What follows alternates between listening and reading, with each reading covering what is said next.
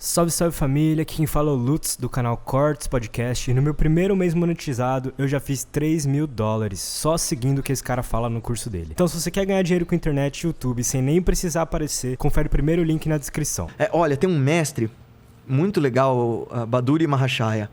A história dele é muito bonita, assim. Dizem que ele era muito rico. Isso ele viveu no primeira metade do século XX. Tem até... Acho que não dá pra pôr... Imagem? Imagem? Dá sim. O que ele procura? Baduri Mahashaya. Nossa! Facinho! Baduri Mahashaya. B-A-D-H-U.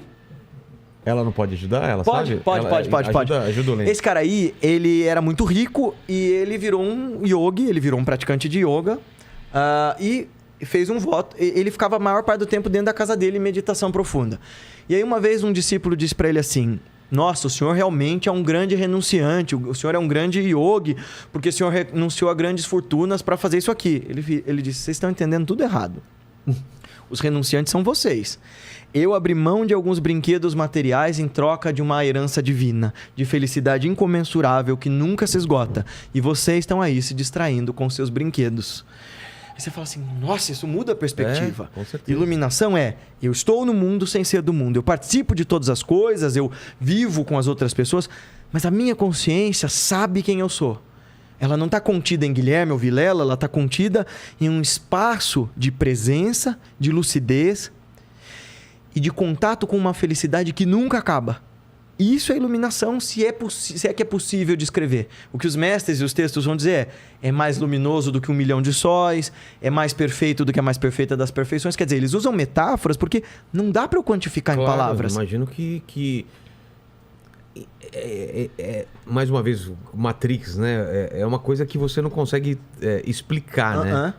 E eu busco isso sempre, porque eu estudo várias religiões e acho fascinante esse assunto, que é todas as religiões, elas têm um core, né? Uma base parecida, né? De bondade, de você enxergar o outro como você mesmo e tal. E por que as religiões, elas na história, não sei se você tem essa resposta também, elas são tão combativas uma e a outra, sendo que elas não ensinam isso, né? Pela mesma razão pelas quais que elas se corrompem e que elas se tornam religião e perdem a mística. Porque quando eu te digo, eu conheço a verdade, meu mestre deu o seguinte exemplo, acho que vai funcionar bem, Vilela. Ele diz assim: Deus, ou o absoluto, ou o supremo, é como luz infinita impossível de olhar-se diretamente.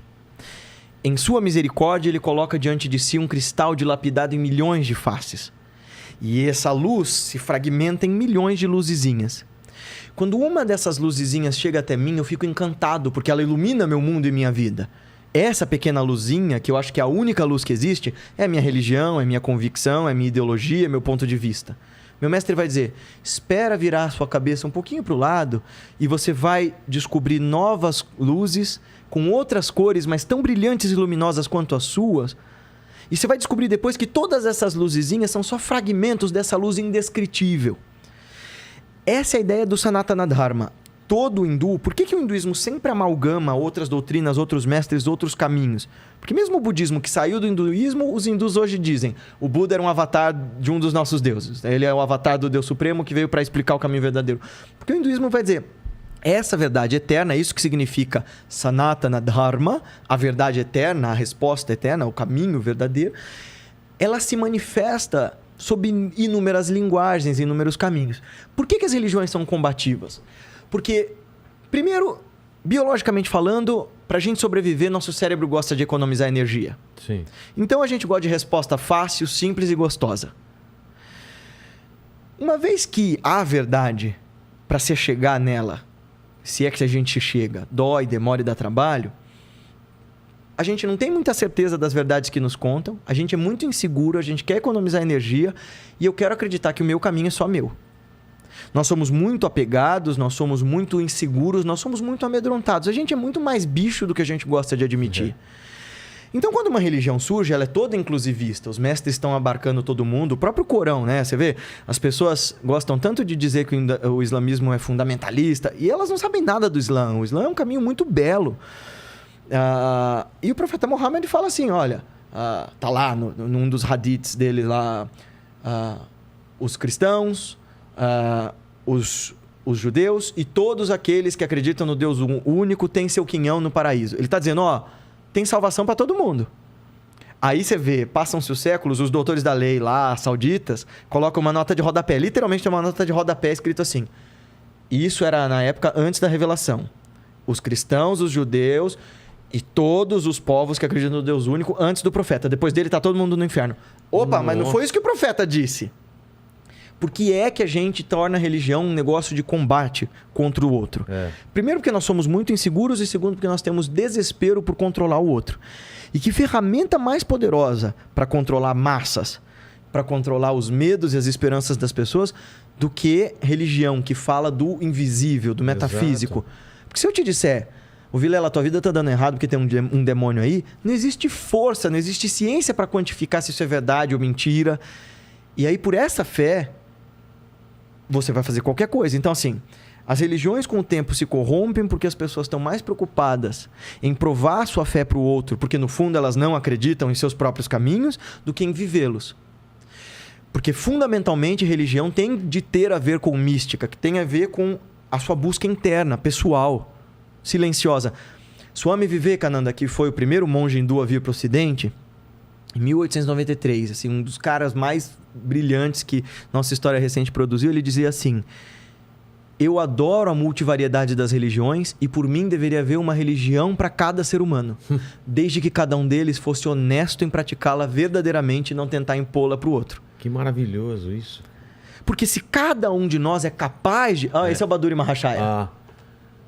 Esse velhinho que falou, quando falaram que o senhor é um grande renunciante, ele disse, não, renunciantes são vocês que estão trocando esse estado de bem-aventurança e presença por brinquedos materiais.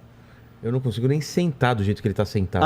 Eu com o tempo você consegue. Eu fico... Nossa, né? Já tô pensando nas minhas costas doendo. Acho que se eu sentar desse jeito, eu fico... Você não fica travado. Fico travado é treino. Da vida ali. É treino? É treino. Eu fiz agora no Ano Novo, eu fiz sozinho um retiro... Para me preparar para dar um retiro de meditação para as pessoas, eu fiquei 3 ou 4 dias?